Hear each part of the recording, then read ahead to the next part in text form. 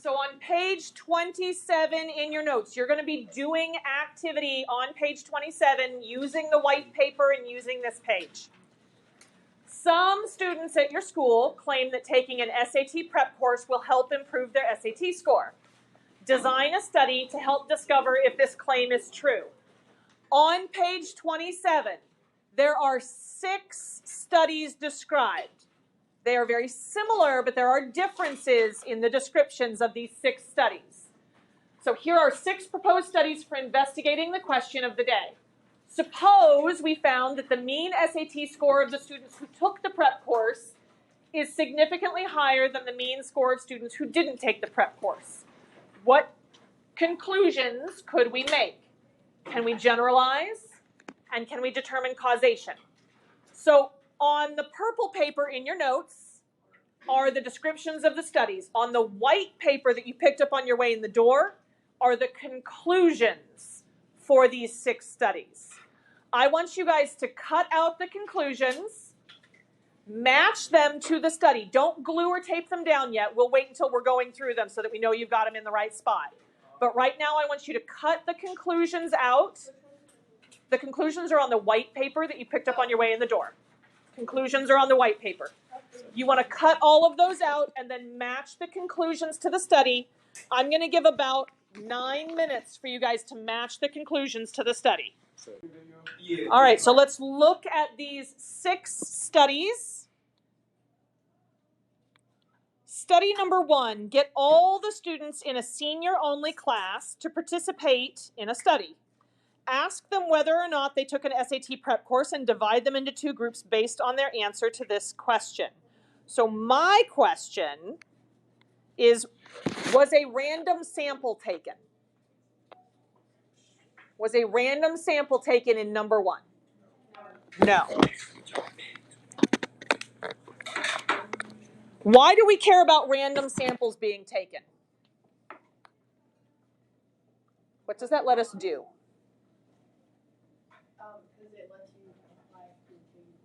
Yes, it lets us generalize to the population that we took our sample from. It lets us generalize to the larger group. So because there was no random sample taken, can we generalize to a larger group here? No, so our conclusions can only be about who? Seniors. Not just seniors, but all the seniors. Just the seniors in that class. Just the seniors in that class. We didn't do a random sample, so we can only generalize to the group that participated. Was there random assignment used? No. Why do we care about random assignment?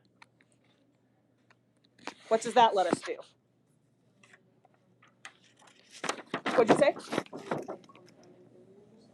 It eliminates confounding variables, which allows us to do what? It allows us to conclude what? Cause. Random assignment, because it controls for these confounding variables, allows us to make determinations about cause and effect. We didn't have random assignment here, so can we make a determination about cause and effect here? No. So which conclusion goes with number 1? C. Conclusion C goes with number 1. Yes, you can glue that one down. We can only generalize out to the students in this class, and we can only determine that there is an association, not a cause.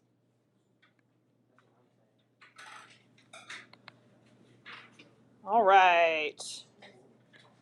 Number 2, select a random sample of seniors from your school to participate in a study. Ask them whether or not they took an SAT prep course and divide them into 2 groups based on their answer to this question. Is there a random sample? Yes, this one has a random sample. So what's that going to allow us to do? Generalize it to a larger population. What population did they pull the sample from? Seniors. So we're going to be able to generalize to all seniors at this school, right? Right. Is there random assignment? No. So can we make a determination about cause and effect? No. So which conclusion goes with number 2? E. For all seniors at your school, there is an association. How can you tell when there's random assignment? So we haven't run into one that has random assignment yet. But what I'm looking for in like number 1 and number 2, they were asked whether or not they took the class. Here they were asked whether or not they took the class. They were not told which class to take. Number 3, select a random sample of students who have taken the SAT from your school to participate in a study. Ask them whether or not they took an SAT prep course and divide them into 2 groups based on their answer to this question. Is there a random sample? Yes. So that's going to let me generalize. What larger population are we going to be able to generalize to? Everybody at the school that has taken the SAT. Not everybody at the school in general, because we only pulled our sample from the people that have taken the SAT. Is there random assignment here? Also no. So which conclusion goes with number 3? A. Conclusion A. For all students who have taken the SAT at your school, there is an association between taking the SAT prep course and higher SAT scores. I would highly recommend, off to the side, if you have not been doing this, recording down whether or not there's a random sample and whether or not there's random assignment. I'll tell you right now, the first question on the homework that has 4 parts is basically like this.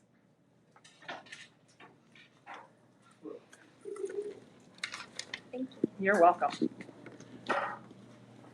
All right, we got a 33% chance of getting this next one right. Because we have 3 left. We've taken down 3 of them already. All right, you guys ready to look at number 4? Okay, number 4. Get all the students in a senior-only class to participate in a study. Randomly assign half the students to take an SAT prep course and have the remaining half not take an SAT prep class. Then have both groups take the SAT again. Is there a random sample? No. Because there's no random sample, we can't generalize. So we can only make our conclusions about who? The seniors in the class that were chosen, right? Was there random assignment? Yes. So what does that let me do? Determine cause and effect. Which conclusion goes with number 4? D. Conclusion D. For the students in this class, taking an SAT prep course causes higher SAT scores. All right, 50-50 shot of getting this next one right. Select a random sample of seniors from your school to participate in a study. Randomly assign half the students to take an SAT prep course and have the remaining half not take an SAT prep course. Then have both groups take the SAT again. Do we have a random sample? Yes. Yes. Do we have random assignment? Yes. Yes. The random sample lets me generalize, but what's the population I'm going to be able to generalize to? All seniors. All the seniors, because it says select a random sample of seniors. Which conclusion goes with this? F. For all the seniors at your school, taking an SAT prep course causes higher SAT scores. And so the last one would have to be what? Has to be B. Does it have a random sample? Yes. Does it have random assignment? Also yes. We will be able to generalize to all the students who have taken the SAT at the school, and we will be able to determine cause. That the SAT prep course causes the higher SAT scores. Right. Take a moment. Take a moment to get the conclusions either taped or glued down on your page. Number 1 was C. Number 1 was C.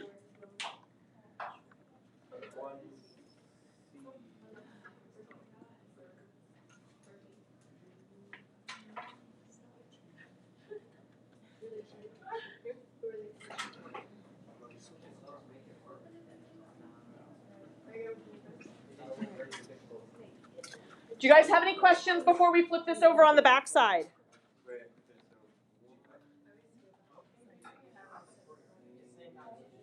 Let's flip this over to page 28. Flip this over to page 28.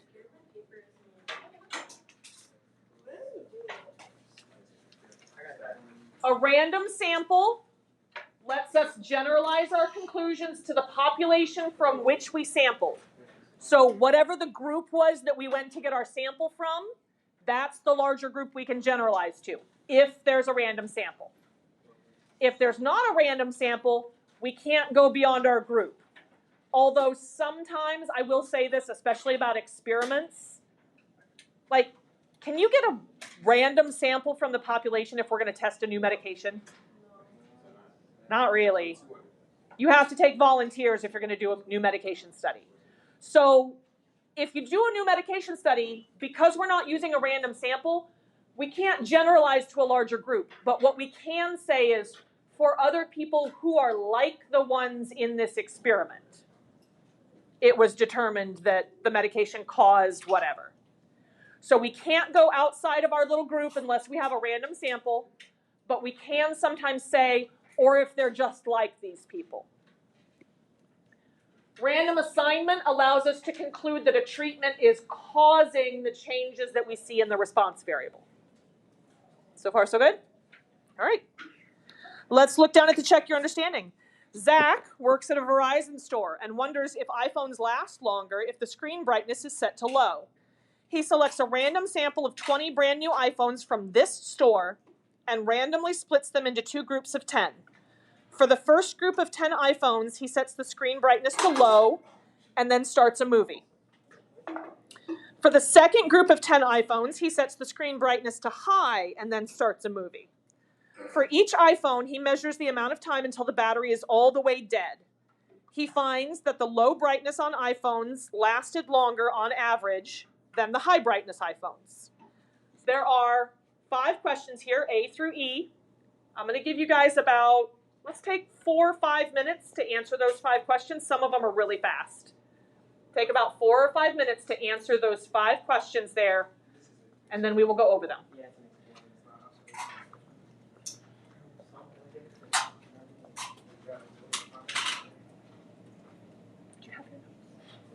Oh, he's borrowing them. Got it. I totally understand now.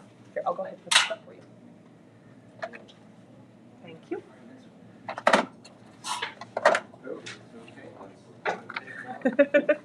Sometimes the tape doesn't like to rip off very well. No, it's just not right. It's not right.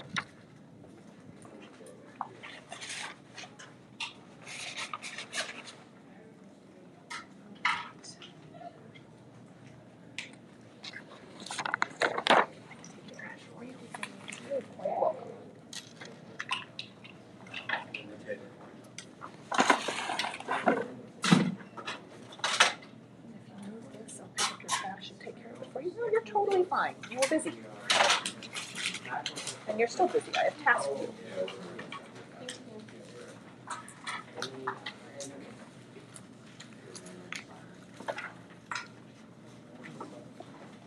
That's like, yeah, you put them in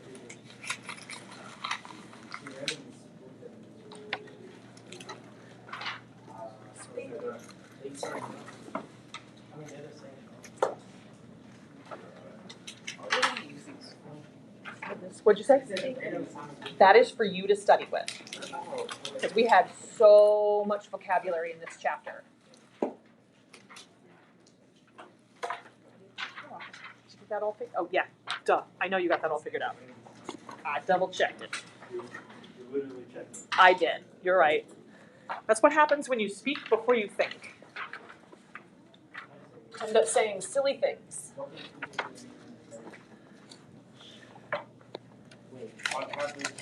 Thank you. You're welcome. None of your conclusions hit the ground. You're welcome. You have a random sample. I mean, yeah, random sample and a random assignment. Mm-hmm. You still have to say like for the place it is, right? Like the population of that. Yes, Just wherever you got the store? sample from. Yes. Okay. Yes, that's exactly right. You're welcome.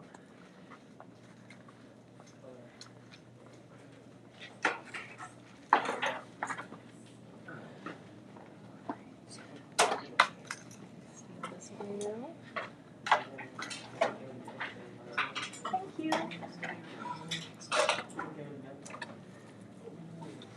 Did you just write them in your notes? Yeah. Okay.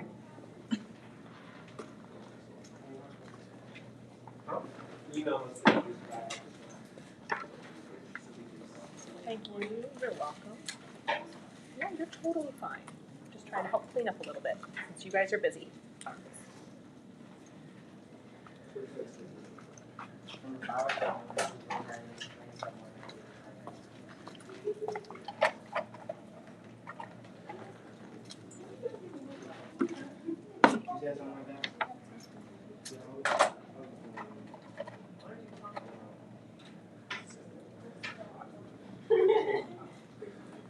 So I like the quiz in English. And I haven't read You're quite welcome. We've talked about the same thing like over and over. Presumably that's why I'm scared to say I Like there were presumably more than 20 new iPhones at the Verizon store. Yes, you are correct. Then I looked at all the after, I remember the questions I looked at to see if I got it right and I got it. No, yeah, low-key, that was really, Yeah, we did that in English. there wasn't a point in testing all that anyway, so we talked about it. It was the doing a quiz and then still do a work answer.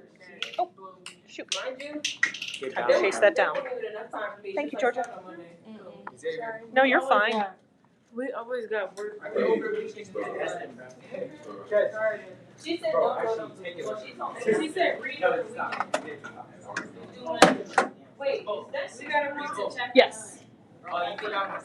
I'll be there in just a second. I ran out of hands.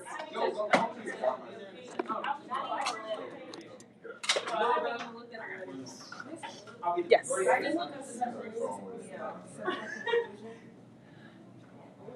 I mean, yes and no. There's not specific wording for it now. Thank you, sir. All right. Let's go through these. Was this an observational study or an experiment? Experiment. How do you know?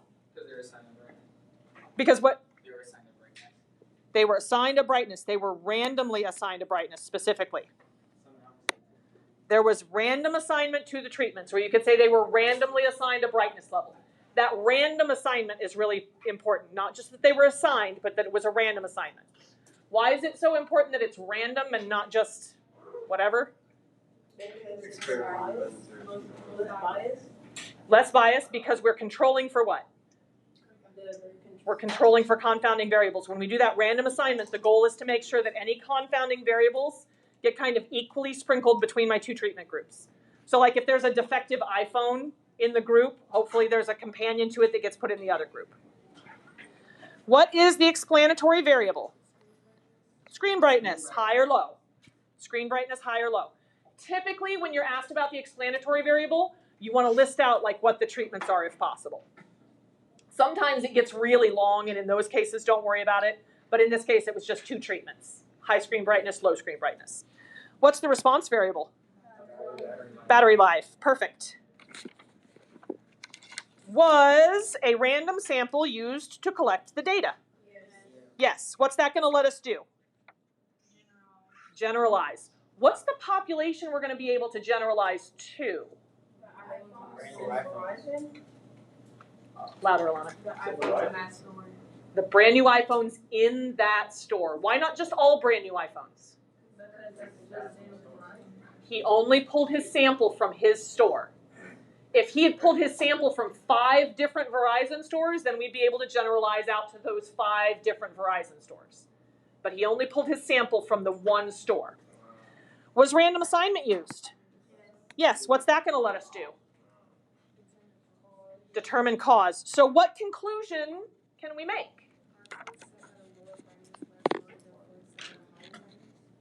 I like it.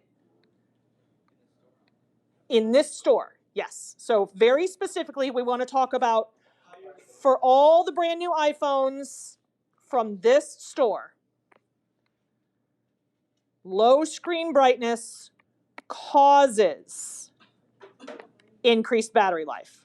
I wrote it down as higher screen brightness causes lower battery life in iPhones found in his Verizon store. Love it. Yes, absolutely. I would accept that. I would accept that. You want to make sure in your conclusion you are including what is the population that we can generalize to, and then can we determine cause or not. You don't necessarily have to use the word cause, although I would highly encourage you to. If we can determine cause, use that word. All right.